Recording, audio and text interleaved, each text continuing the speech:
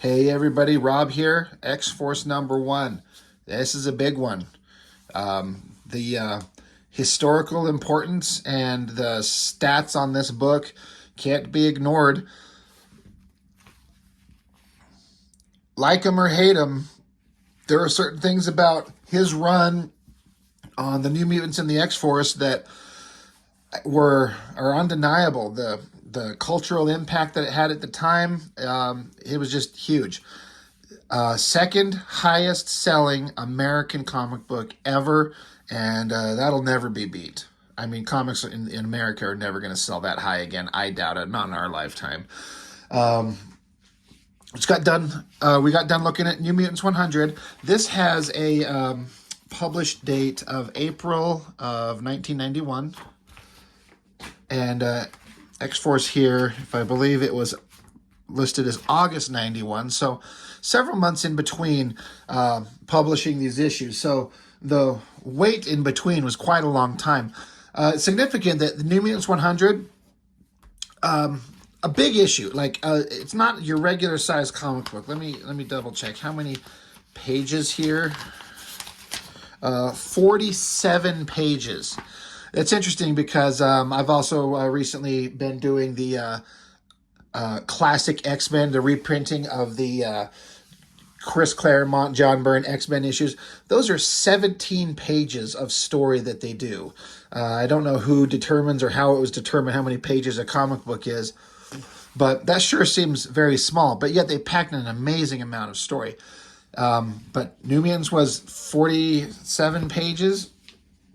X-Force is another giant issue. So that's a lot of work to be putting in. Let's see. The pages are not numbered. Oh, 36, 37. So yeah, a big issue. Second highest selling issue of American comics in history. Rob Liefeld, X-Force. There's so much to go on and on about it. It was extremely exciting. I began my reading of Liefeld works with New Mutants 100 because I'd been reading all the X-Men books, and if you were picking up like any magazines or advertisements, you kept hearing about this character, Cable. You kept hearing about this artist, Liefeld, and you just couldn't ignore it. And there was a lot of hype around it. New Mutants 100, Liefeld will tell you, he'll make sure you never ever forget. And to his credit, it's true. New Mutants 100 sold like 1 million copies. And it wasn't a gimmick cover. There was no like variant covers. There was no cards in it, no hollow foil, anything like that. It was just the book itself selling 1 million copies. That is incredibly significant. And then this was like 5 million copies. So that is no small feat. It shows you his relevance and how important at the time his work was and how much the audience was absolutely responding.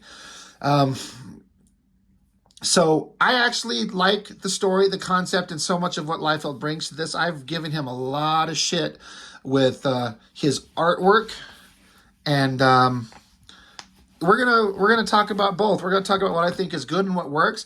And I'm gonna be honest with you. I mean, I know I have several watchers, viewers that really like Liefeld, and I respect that. I do.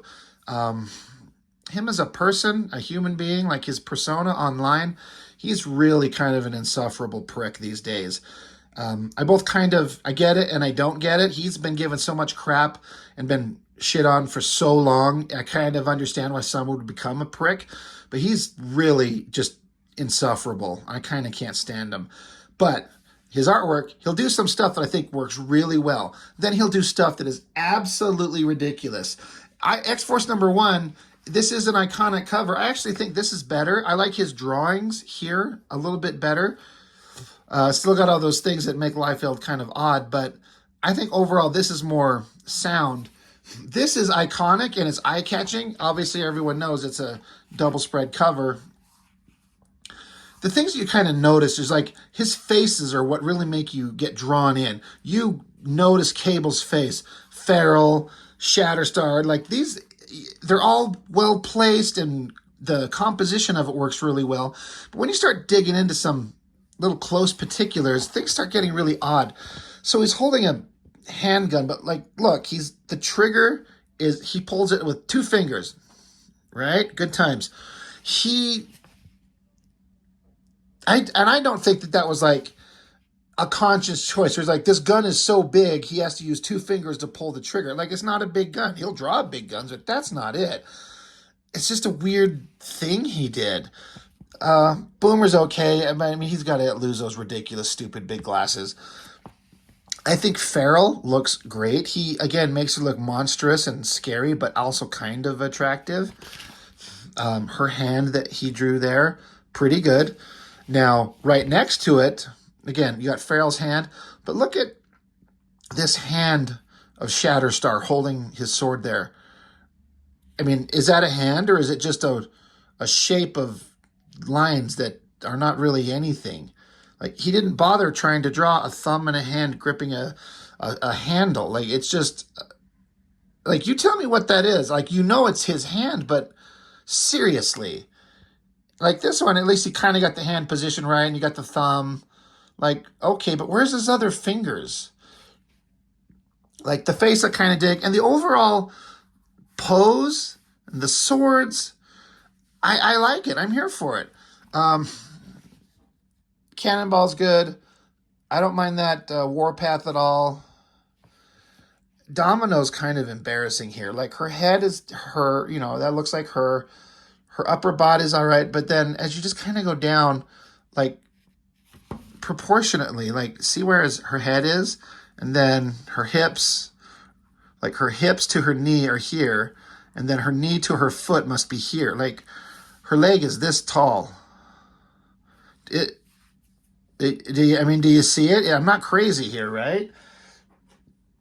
And this is on a giant 11 by 17 canvas. He's notorious for knowing that he takes and does his layouts on a very small page to thumbnail it out, which is helpful because it helps you get the positioning and compositional questions figured out. Like, you can kind of, okay, I want this figure here, I put one here, and then do this, and you're like, okay, I got it. Then he'll take and photocopy it and blow it up to full size, and then just start tracing in pencil through that paper onto the finished board. And then he'll just keep some of the ridiculous proportions that he never bothered to figure out. Or he didn't bother to figure out this hand when it was tiny, because you can't when it's small. When you blow it up, you should turn it into a damn hand.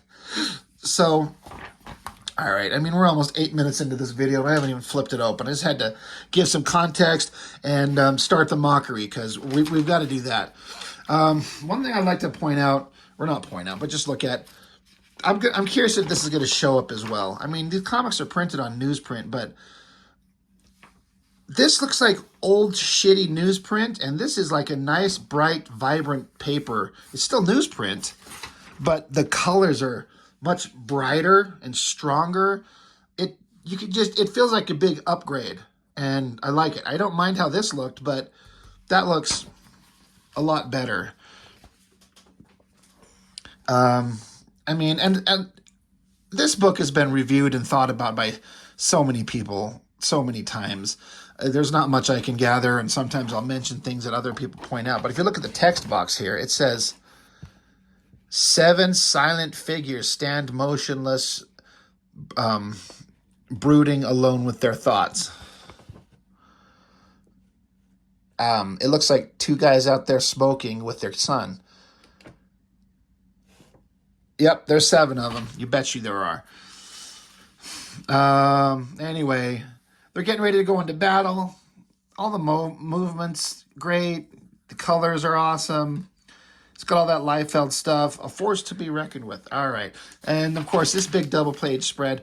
I didn't know this for years, but this was a big, not an exact ripoff, but like line for line, but like the composition of a Teen Titans from George Perez, I believe. Once I saw it, I was like, oh, okay, that's where he got that from. I actually don't have a problem with it, but that was just something a lot of people have a struggle with. But compositionally, again, maybe this comes from George Perez, but it all works. This is a big, exciting thing. As a kid seeing that, I'm like, damn, off we go.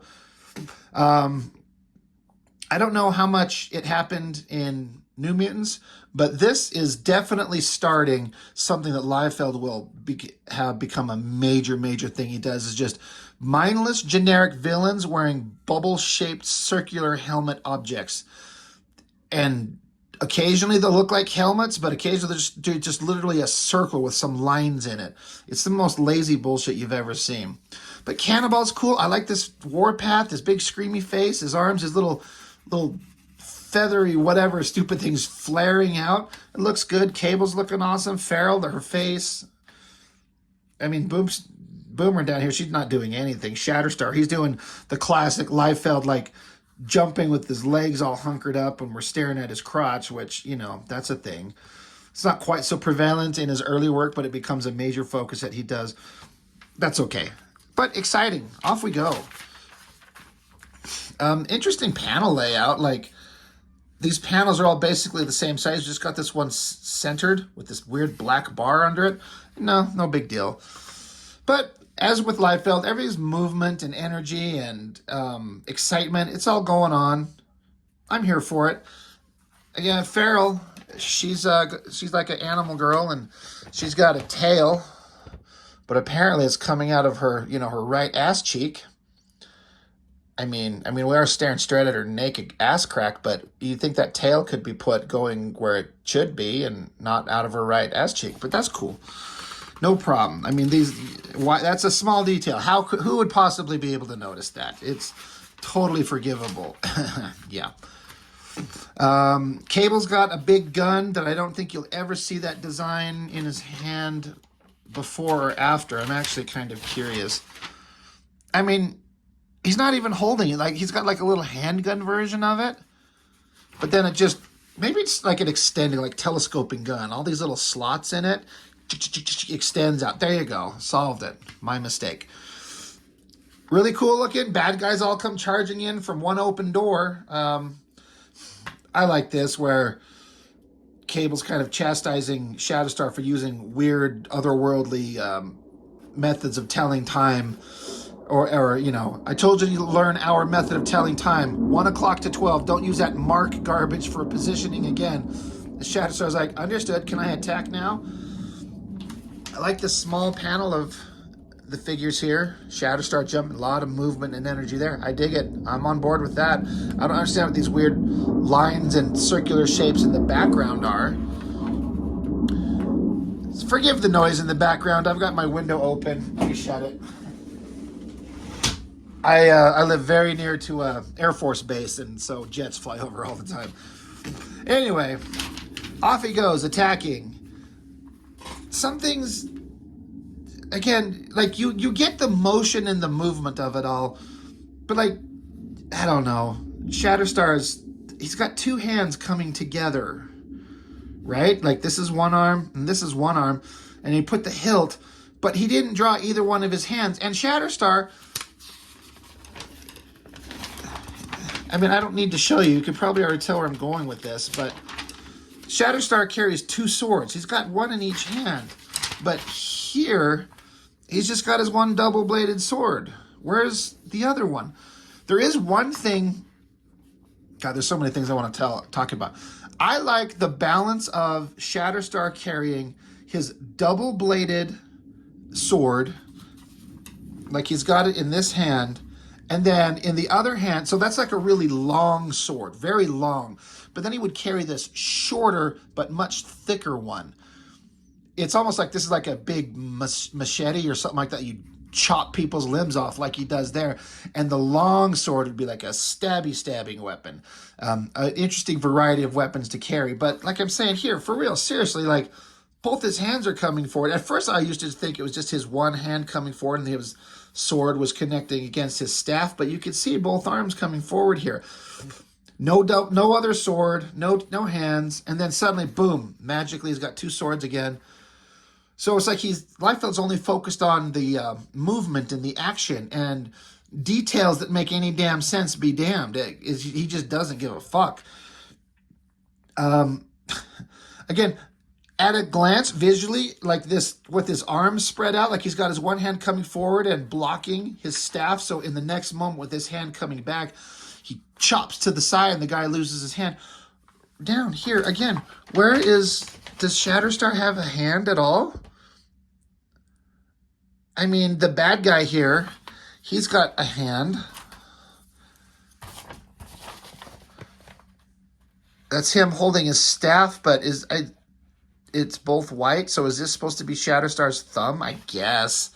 And this hilt suddenly got really tiny. It's just this hand. You tell me which one is the thumb. You know, is that a right hand, the thumb that way, or is it a left hand with thumb down here? I mean, you can see which hand it's supposed to be. So that is supposed to be his thumb because it's supposed to be like this, but whatever. Action, energy, movement. We all bought it at the time. It's fine. Oh, and Liefeld's doing his traditional background is just a bunch of flat walls with straight up and down parallel and vertical shapes and lines because that's the only thing he can do. Even he'll throw in a couple of vent-looking things randomly. Anyway, Shatterstar kicks this guy in the face. He walks off. He's like, "Yeah, I'll be mellow this time. I'll do what my teammates want me to for now." Cut back to Cable getting man-loved from Forearm here, and Cable's into it. He's like, "Hey, let's get a third guy to join this party. Let's run a train." So Warpath comes along. A lot of energy there. Slams him right in the face. Kapow. Big energy, excitement, and explosion. I wonder if this is the birth of the circular hill that Liefeld just puts characters on randomly. It's like suddenly there's just this circular shape that they're standing on. And is this the first time it's been there? I don't have, again, many past issues of his New Mutants run to be able to compare to, but I wonder if that's it. If you know, let me know, because that definitely comes up all the time elsewhere. So, good job, Warpath. You kicked Forearm's ass. Oh boy, the villain. We all saw how New Mutants 100 ended, so we know the significance of this guy. As much as that outfit is just beyond ridiculous, it's also pretty badass. I mean, you look at that, a kid, you're like, holy shit. I mean, I don't know what he's got his knee up on. He's like, he's so awesome. He's breaking the fourth wall. He's standing on the panel. I mean, this character, let's just move on. Let's just pretend that it's not there. Look at that one giant other foot. The thing is, this is a double page spread. Like, this is 22 by 17, a massive canvas, and these just big, thick hatching lines. Like, is that even a hand? You've got such a big space to work with, but he's only ever focuses on like the faces to make you like notice that dramatic face and the shadows, and it works. I get it. And then he's looking at his wall of colors because he's going to do some adult coloring books or something later. And he's going to get his crayons or something. I don't know. Lots of colors, but big, exciting imagery. And you notice it. Like, as a kid, I read this. I'm like, damn, that looks good. Don't mind this at all. Good coloring. She looks good. Again, he makes her look mean and violent, but kind of attractive in a weird way. And I know that might sound weird. Whatever. Farrell's going up against this guy, Wildside. They're jumping around, slicing at each other. You wonder if Farrell got her tail put back in her normal lower back spot, not her ass cheek. I like this layout. I mean, the movement works really well, and this figure, the way they're kind of moving through the air, slicing at each other, the faces, that's the thing that Liefeld really focuses on. Like, all these faces, her like screamy face there, I think it looks good. I like that one there. The bad guy's face there. And hers there. I like it. Sorry, I'm suddenly for the first time paying attention. She's got this like Black Panther type claw necklace thing. Sorry, not to distract, but even kind of drew her boobies good. Whatever. But she's not wearing it there. You don't see it anywhere else. She's not wearing it on the cover. Did she have it anywhere? I'm sorry. I gotta look. Not there. Ass cheek tail shot. Can't tell. is great. So, no. I wonder, even this thing on her arm. I think he just gave her some design elements on one panel. Let's see if those even stay in the book. Let's play along. But she grabs the guy by the mouth, snaps his jaw, because it says snapped, and sends him flying. It works. It all works. Look. Oh my God. Claw arm thing, claw necklace. Not anywhere. Not even on the next page. Good God. Even Cable's gun in the same page. Two barrels, like two points where the bullets or lasers come out, but in the very next panel down below, it's just got one. You explain to me. You tell me why this is okay. And I literally had people say that because he was so energetic and exciting, it doesn't matter that he has weird shit like that come up. Which I kind of get, but why as an artist do you let that slide? Like, how dumb and lazy do you have to be? I don't get it. It's so stupid. It's kind of insulting. Again, I don't get the crayon box in the backgrounds, but that's okay. More color squares are going to join the coloring with Strife. That's cool.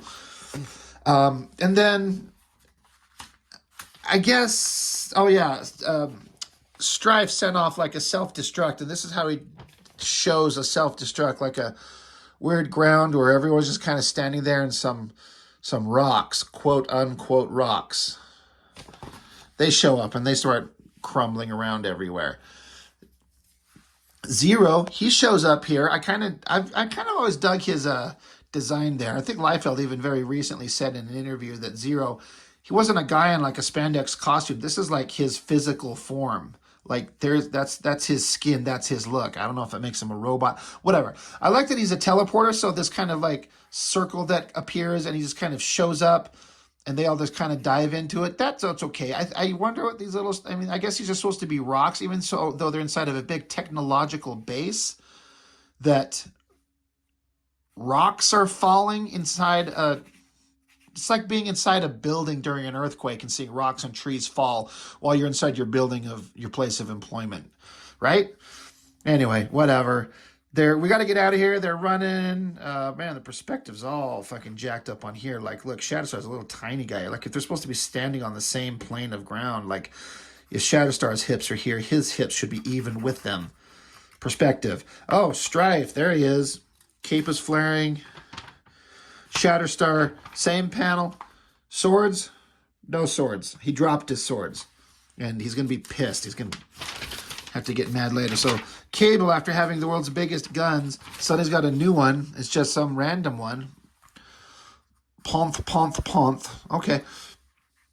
And to take a shot at him, disappear into the thing. Zero gets him out of there. And now it's just a pile of smoke. Crap, he got away. We got to get out of here. So anyway, Forum tries to sneak up on Cable, but Domino saves him. Boom Boom, who's not done anything of any interest, just except stand around looking like an old woman. That's a pretty cool shot of Domino. I'm into that. But they got to get out of there. And I like the teleporting kind of, they call it a body slide. Body slide by 6 and shin, like this little color, open color little shape. I get it. I like it. It works. I don't know what is he like praying with his hands? Whatever. They got to get out of there because the place is going to blow up. And then again, there's some really interesting, cool color things going on when they teleport into their ship, done in like this red. I like it. And then their spaceship, which, that's what it looked like right there. It's like it looks like a sex toy, right? There's your little rabbit vibrators and anyway, whatever. The coloring, I like how, again, I even as a kid, I noticed this, how like Domino is up front, kind of bathed in this heavy color, her and Shatterstar. I don't know why they did it, but it gives me the idea like they're in a dark technological room and the lights are low except for lights that they're looking at in their vehicle. I can't explain it. I don't know. It's interesting. And then the massive explosion of the enemy base, Krakatoa. And look at that little tiny little poof of like firework going off as they rocket away. Svish, and that's the ship. Their little sex toy ship. That's an explosion. But it reads you like, running, we gotta go away, hurry up, the ship takes off. Here, I'm gonna hit the gas. Boom, but that's the explosion. It's kind of shit. I like this, the way they're all kind of in chairs lined up. I think Farrell looks good. Her little claw arm thing shows up again. No necklace. It's there, it's not. It's there, it's not. Warpath looks all right. And Cable's pissed off that Strife got away. And then you got some building shapes. I bet somebody else did this. That Liefeld didn't do that. He probably had his buddy Marat draw them shits. That is not him. He can't put that much detail into buildings. Oh my God. So we're back. We're at some other place. Look at this panel. I mean, the perspective throws me off. I'm like, are down angle looking up, an up angle looking down, which is what I think it is, but this is not a building in the same plane of existence as the like right angles and these perspective lines. That is so off. It makes no sense. And then this is a very detailed drawing of like a hallway and like a door, I guess. And we're back with Sunspot and Gideon, who is supposed to be like the next big thing. And he turned into be a giant nothing. This image of his back, almost like he'd be the front of his body. Like, let's just cover this up. Sorry, the shadows of the light source here. But if we just cover that up, that could almost just, you put a head on facing the other direction and it still works, which is not good when drawing anatomy. But they're working out, being tough. You know, Gideon's like balding up here, but super long mullet and ponytail in the back. I don't know, it's just dumb. It took me a while to figure out those were supposed to be like robot legs, I guess. I thought it was like a couch or something at first. I don't know what we're looking at. This is all stupid. No one gave a shit about this. I don't know that this went anywhere. But it just had to show that Sunspot was off doing something with Dum Dum here. So, oh, this page. Now, again, Liefeld got paid millions of dollars for this. Millions. Millions. And look, he devotes half a page, which you should, to an explode, like an enemy base that has exploded. Man, you're going to pull the camera back. You're going to show debris and snow and trees and everything because they're in the Antarctica. But look at this bullshit drawing done by a 10-year-old. Like a sort of a helicopter. But look at these trucks. And that helicopter. And a couple little weird shapes down there. Look, this is a helicopter. He just drew like the blades spinning, I guess, and then put a little skis under it. And then this looks like a garbage bag full of shit, because it kind of is. That's the smoke. This is the best he could do. That is absolutely beyond ridiculous stupid. Now, if you're reading it quickly, you're like, okay, the Antarctica, helicopter, oh yeah, the explosion. Anyway, let's move on. Let's find more cool character shots. You just kind of move on. You fall through the page. It's fine. But when you look at it, like, good God. Like I've said before, he has some strengths, and when he stays within them, he does okay. But when he's forced to draw things he cannot do, it becomes horrifically, hilariously stupid. And that is just like one of the most prime examples. But you know how much he could have sold this page for and how much he got paid to draw this? Whatever. GW Bridge is the character. The way Liefeld draws, I don't know. I don't mean this to sound weird, but I always thought that his face kind of was like, he looked like a black man with an Asian face. I don't, it's maybe because of the way he drew these eyes. That's just what I used to think he kind of was. And that's fine. They gave him some kind of technology they found that must be cables, but again, it's just something. It's almost like he's like, I don't even know what the fuck this is. Let's make a phone call. I don't know. Moving on, because we want to get to the big, tall shot. We're going to have a big character. We don't want to have to draw helicopters or look at these figures. Look at these shapes. Those are people standing around a campfire, I guess. Because it's Antarctica, you got to warm it up. This little poof of smoke, yep, that's the bad guy's base that blew up. So they're chit-chatting, mountain range trees, it's fine. More mountain range trees. They didn't put a lot of effort into this. Command control room, like it reads, you get it. This is, I guess, like a kitchen, cabinets and a sink. Another command control room, a table and chairs. Barracks, I guess, that you sleep in. You can see here how, as an artist, when you do X's, you're supposed to know that you're supposed to blacken that in. That's supposed to be black, which would have given a little more three-dimensionality. But yeah, somebody blew it. That cabinet is not in any kind of perspective at all. This line should be coming this way. It should be cutting down. Whatever. They're bonding, talking guy shit, which is okay. I like these. It's kind of like a father-son thing going on. I like how Cannonball's talking and Cable is saying nothing except he's like, Cannonball says, are you listening to me? Yep. Need a hand with a diagnostic check? Nope. Can I ask you a question? And Cable slides out. Yep. I like that. It feels like good characterization, how he's really talkative and he's just focusing on his work. It's like he's listening, but he's a man of few words. It works. I dig it. They got their sex toy spaceship. That's cool. And Cable here, it's funny, like, they're working on shit, so Liefeld just draws them holding a random something. You don't even know.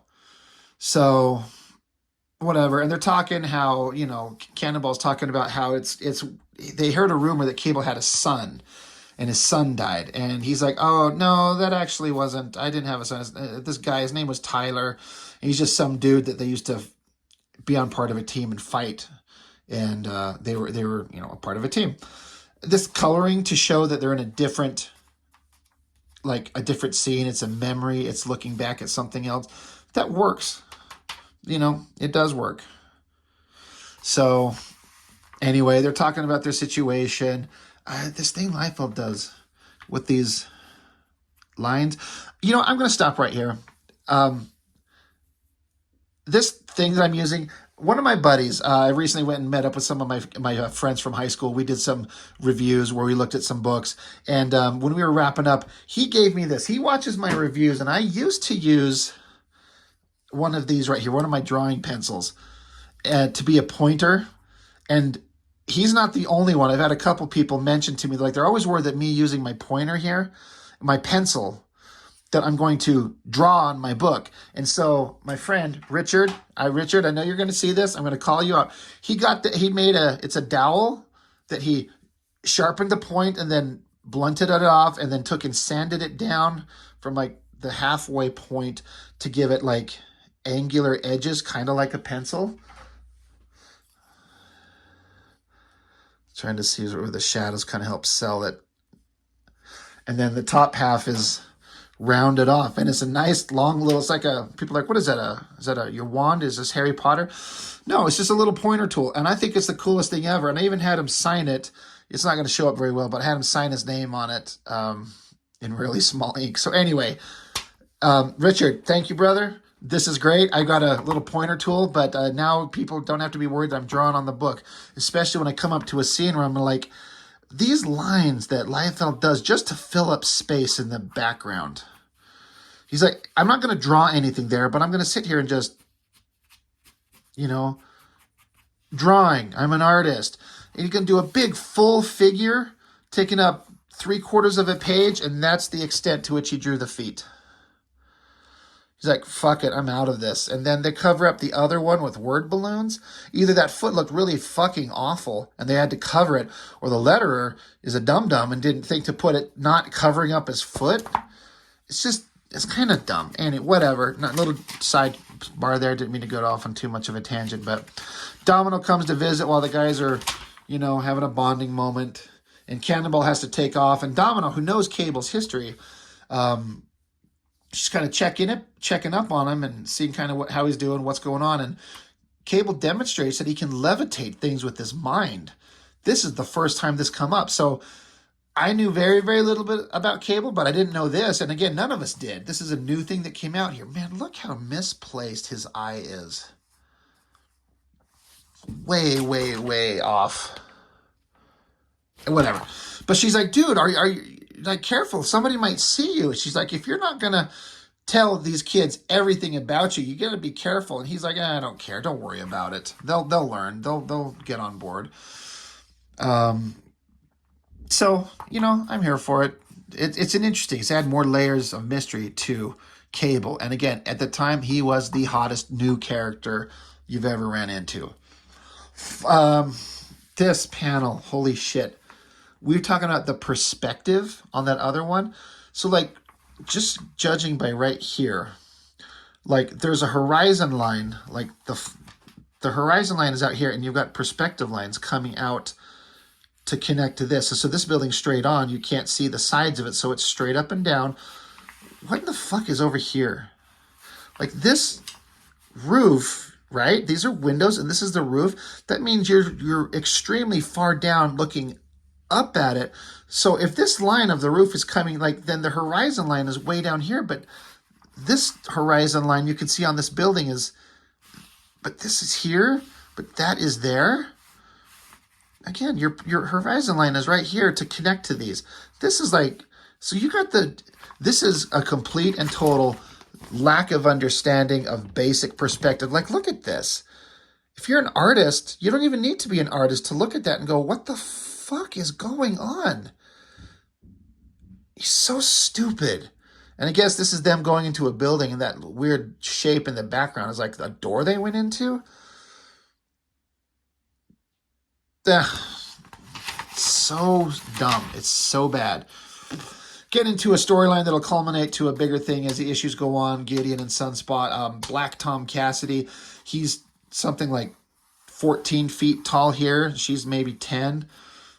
Or she's super. If he's a 6 foot tall man, then she's like 4.5 feet, something like that. Don't get me wrong. I know girls that are very short, especially compared to me, but this is perspective-wise is all goofy.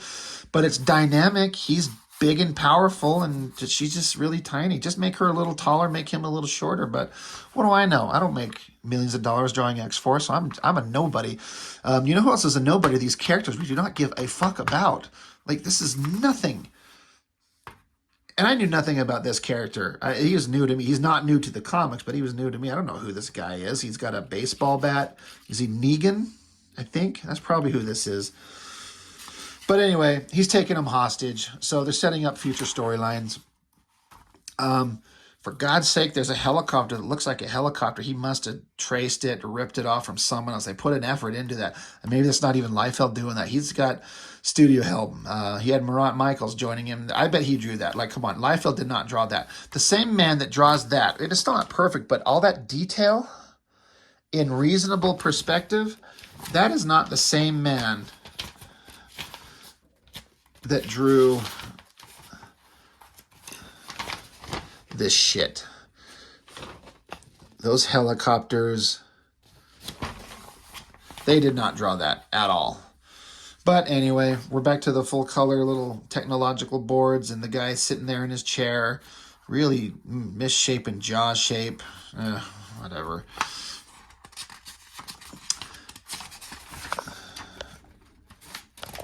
But they're trying to figure out what they got to do to bring in X-Force. They're causing trouble, and they got to bring him in. So what are we going to do? Well, Bridge is going to stand up there with his weird knees, his boots, and his ridiculous outfit. The proportions on this are so ridiculous. But anyway, they're going to bring in Weapon X. So right there, you're like, Weapon X, that's Wolverine, but it's not going to be Wolverine. So who is Weapon X? So as fans, who's fan of the X-Men lore, you're all about this. Look at these ridiculous proportions. Like how short his upper body is, and where his like crotch plays with, and his chest and his stomach, and these weird back set knees. It's so ridiculous looking. This arm is shorter than the one that's farther away. It's laughable, right? Anyway, he's got the colors bars behind him. That's great. These are always kind of interesting a little bit if you cared to read, but it's information from another character's point of view, talking about Deadpool, Pharaoh. I believe this is Cable's point of view, talking about Shatterstar, Bridge. That's all good and fine. Deathlock ad. Anyway, so, man, this was fun at the time. We loved it so much. X-Force #1. Sorry, I'm not going to be able to review a Liefeld comic without pointing out the most ridiculous bullshit you've ever seen in your life. It's just there. Like, I'm not making it up, and I'm not nitpicking. It's so obvious. Where is his hand? You know, where her weird, ridiculous leg proportion thing. She got these little short legs. It's just there. We're just looking at what exists, but we ate it up. We really did.